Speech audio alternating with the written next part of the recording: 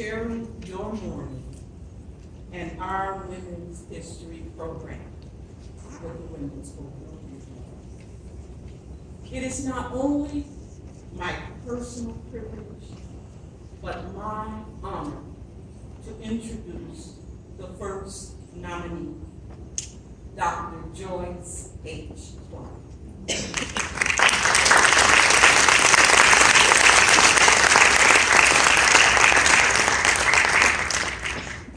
She is my former 8th grade teacher. Oh, wow. And if I remember correctly, I think we were her first class. She was an inspiration and a role model long before I knew what those words meant.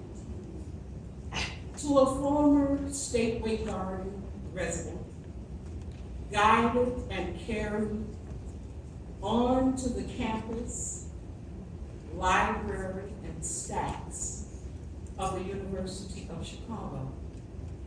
It was a heady and awesome experience for me. Dr. Joyce H. Clark was working on her master's degree at that time at the University of Chicago. This had to have been between 1959 and 1962. Wow. She went on to serve more than 40 years with the Chicago schools as a teacher, counselor, guidance coordinator, director of guidance and counseling, administrator of pupil services, of counselors, social workers, psychologists, and attendance officers. She was an adjunct professor at Loyola University, my alma mater also. And she served as co-director of the Intergenerational Mentorship Program, the University of Illinois Extension Program. She is president of EMCO, Educational Management Consulting. After retirement, she began a new career as a writer with the introduction of the Discovery Reflective Journal series, Empowering Sister Journals. Dr. Clark is recognized for her research in factors that influence the identity development and self-concept of youth of African descent. The journals are designed to instill pride. It is with my pleasure, and I am proud to be able to present Dr. Joyce H. Clark.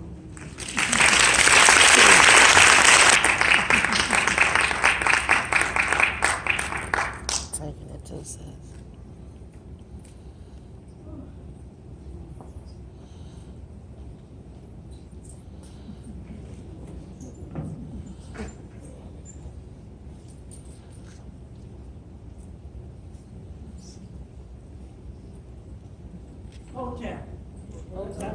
Hold up. To God of my ancestors be the glory. Margaret was my mentor. I graduated from USABO before she came.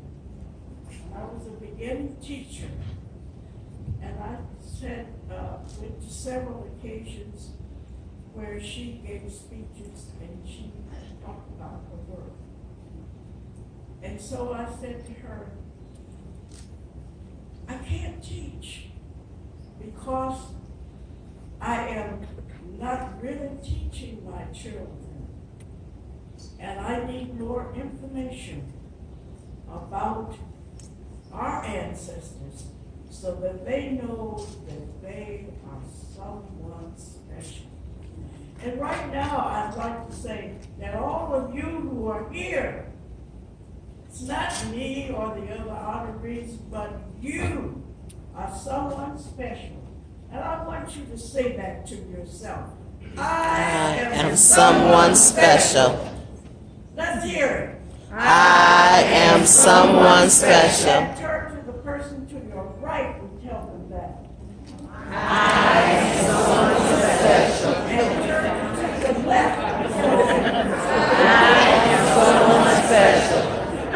And so now, here I retired, went to Florida, and I'm having a marvelous time. And I kept looking around, and I kept seeing the children around the school, not in school, but around the school. And I saw the rates of suspension for black children growing up. Nothing that they were hearing about their history. If they did get history, it was either diluted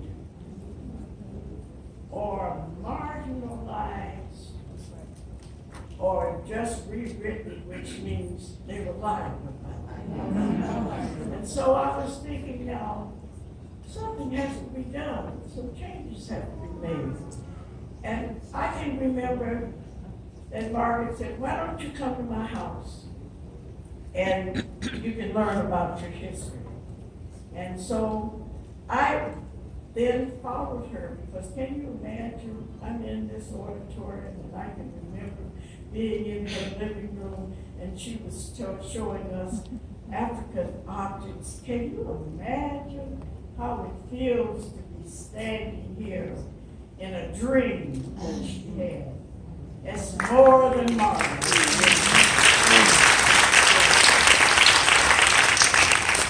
Well, in July, it was 04. I went to a production presentation that Margaret was having at the Carnegie Woodson Library.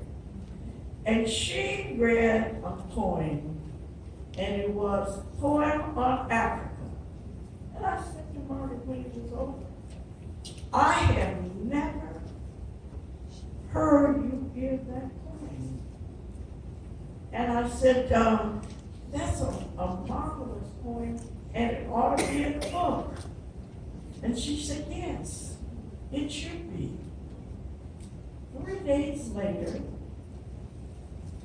I opened an envelope, and there it says, to Joyce Clark, Margaret Burroughs, 7/3/2004. And if I'd like to just read one part of it, because that's when I said I can write a book. And I don't have my glasses, and I'm 90 years old. I'd like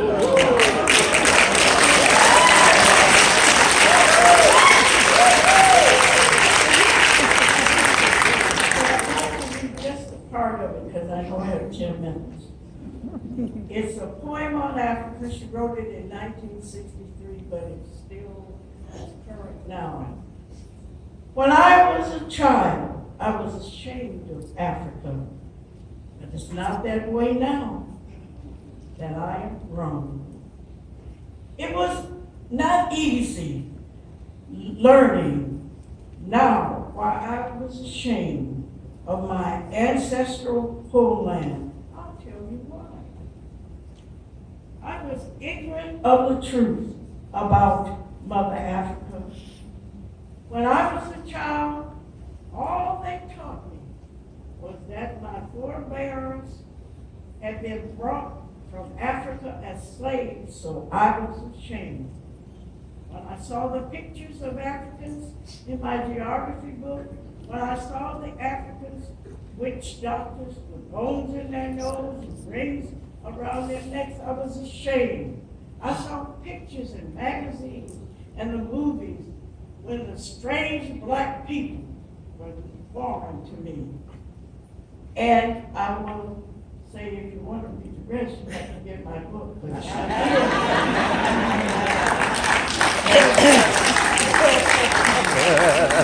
But she ends. When I was a child, I was ashamed of Africa. But it's not that way now that I am grown. And I put it in the book, and when Margaret said, "You'll be a writer," I am a writer. And I challenge you that our children, when I heard, I'm not going to call any names, someone say that slaves came over as refugees. I know that we had not, the battle has just begun. And so it is, Imani.